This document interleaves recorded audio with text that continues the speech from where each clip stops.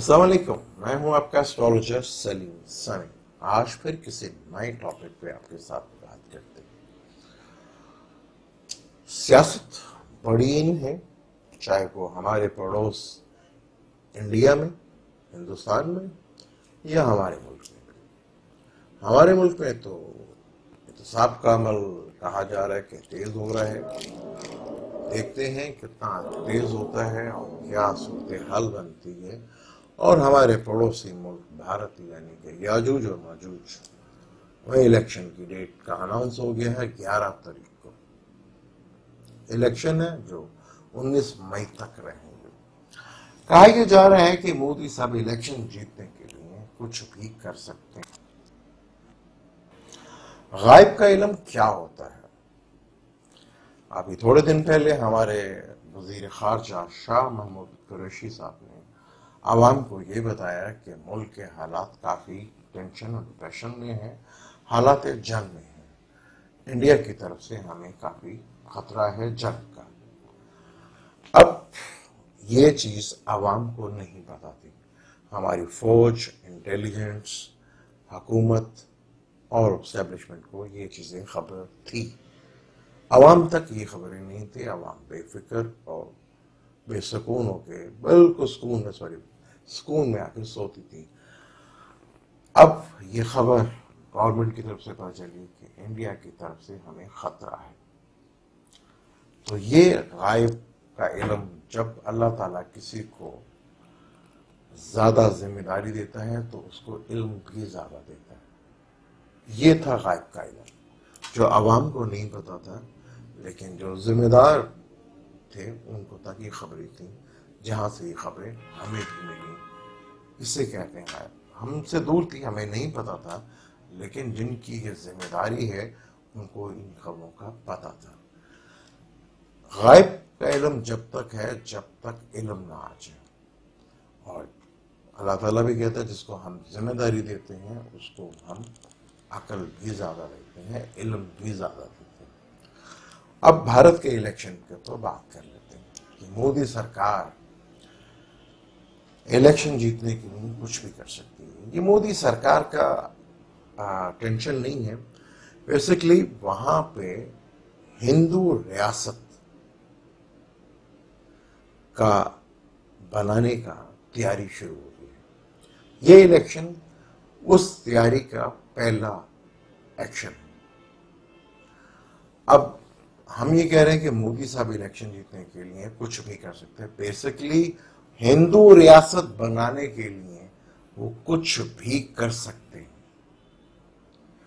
मोदी जैसे तो सिर्फ मोहरा है, मोदी नहीं तो कोई और, वो मोहरा बैठ सकता है, लेकिन असल वो हिंदू रियासत बनाने की तरफ अब ये उनका पहला कदम शुरू हो चुका है। इंडिया में अब मजहबी जमात की हुकूमत होगी और उनका पूरा प्लान है कि 2021 तक हम ये तमाम प्लान जो है हिंदू रियासत डिक्लेयर कर दें और वन पार्टी रूल लेकर आ जाएं और इलेक्शन खत्म कर दें। और उसके बाद जमीन होगी तंग मुसलमानों के लिए और ईसाइयत के लिए भी और बेशुमार मजहबी दूसरों के लिए। हिंदुस्तान में जमीन होगी तंग। 2 नंबर शहरी कहलाएंगे ये लोग और जमीन उनके लिए तंग से तंग होती जाएगी। सब इदारे उनके खत्म कर दिए जाएंगे। वही कर सकते हैं जो हिंदू रियासत कहेगी। ये है प्लान। सिर्फ वेट हो रहा है सैटर्न का कैप्रिकॉर्न में आने का। जैसे ही सैटर्न कैप्रिकॉर्न में आएगा 2020 में और जुपिटर सैजिटेरियस में होगा, और अगले साल जब सैटर्न पूरी डिग्री चल चुका होगा यानी कि 10 डिग्री से आगे होगा, तो 10 से 15 डिग्री तो जुपिटर भी कैप्रिकॉर्न में होगा और ये पूरा साल कैप्रिकॉर्न में गुजारेगा। और जब ये कैप्रिकॉर्न में रहेगा तो यानी 2020 और 21 में जुपिटर को नीच भंग राजयोग बनाएगा पूरे 1 साल के लिए। जुपिटर कैप्रिकॉर्न में बैठकर, जहां सैटर्न भी बैठा होगा, नीच भंग राजयोग बनेगा। और जैसे ही ये बुर्ज एक्वेरियस में जाएगा, सैटर्न जो है वो कैप्रिकॉर्न में ही होगा। कुंभ के मेले से पहले पहले वह हिंदू रियासत डिक्लेयर कर चुके होंगे। मोदी या मोदी जैसे लोग वहां पे मोरा है। असल मकसद वहां पे ये है, हिंदू रियासत बनाने के लिए वो सब कुछ करेंगे।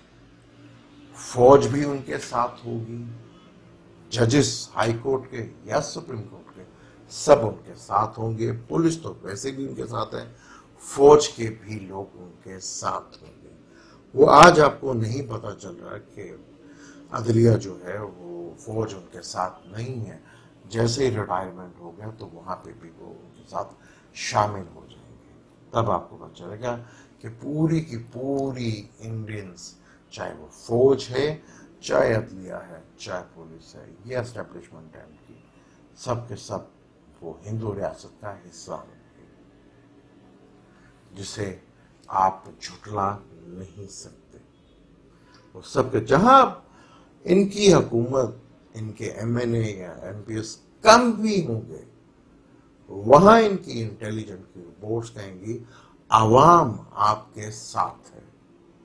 तब कोई जरूरत नहीं होगी इन्हें कि हमारे वहां एमएनए या एमपी या हमारी वहां हुकूमत है या नहीं, लेकिन हुकूमत और फौज और अदलिया उनके साथ होगी।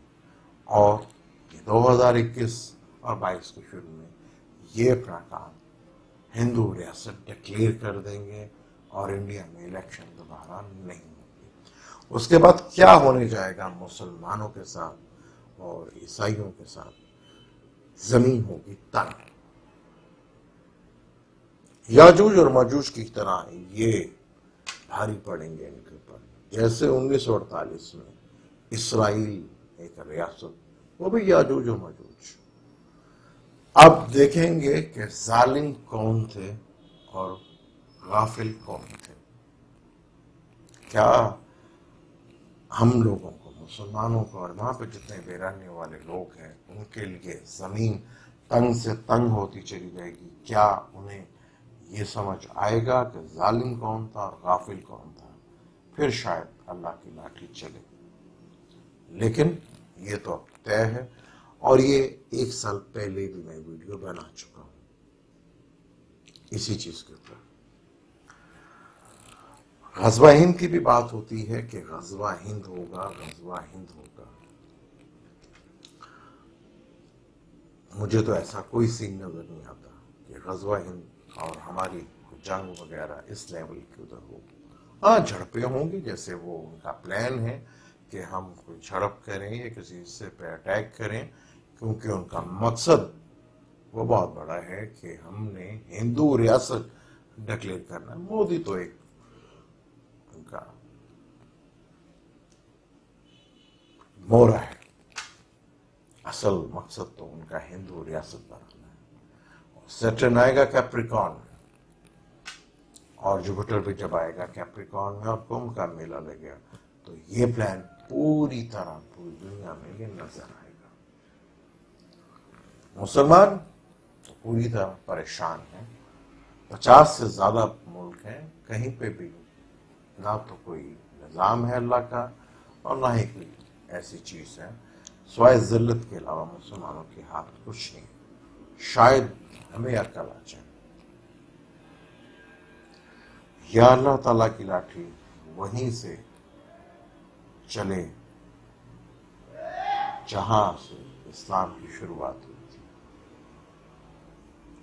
ये सोच आपकी है कि हम क्या समझते हैं कि इस्लाम की शुरुआत कहां से हुई थी और अब कहां से हुई। शायद कोई कौम पूरी की पूरी मुसलमान हो जाए, जब हमें यह एहसास हो जाए कि जालिम कौन था और काफिल कौन था।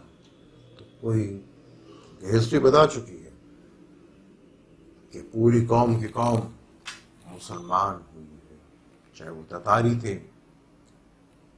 जिंदा मिसाल है। इसी तरह ईसाइयत में चले जाएं तो रोमन जो मुशरिकीन थे, पूरी की पूरी रियासत और कौम ईसाइयत कबूल की थी। हिस्ट्री में ऐसे कई वाक़े हो चुके हैं। अल्लाह हम पे रहम करे। आने वाला वक्त बहुत मुश्किल है मुसलमानों के लिए। पाकिस्तान बेहतर से बेहतर हो गया।